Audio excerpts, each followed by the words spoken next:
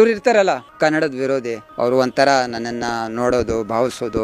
ಮೈಸೂರಿನಲ್ಲೂ ಕೂಡ ಕನ್ನಡ ವಿರೋಧಿಗಳಿದಾರ ಕರ್ನಾಟಕದಲ್ಲೂ? ಇದ್ದಾರೆ ತುಂಬಾ ಇದ್ದಾರೆ.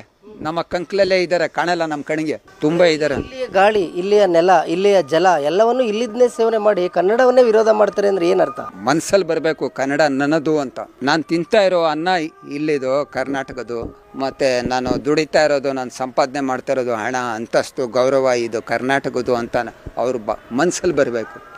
ಎಲ್ಗಂಟ ಬರಲ್ವೋ ಅಲ್ಗಂಟ ಹಿಂಗೇನೆ. ನಾನೇನು ಹೇಳ್ತಾ ಇದ್ದೀನಿ ನೋಡಿ, ಎಲ್ಲ ಕೂಗ್ತಾ ಇದೆ.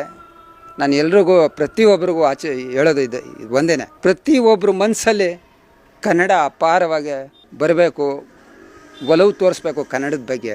ಇಲ್ಲಿನ ಅನ್ನ ತಿಂದು ಇಲ್ಲಿ ವಿರೋಧ ಮಾಡೋರು ತುಂಬ ಜನ ಇದ್ದಾರೆ.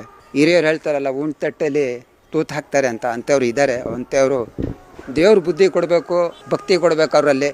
ಕನ್ನಡ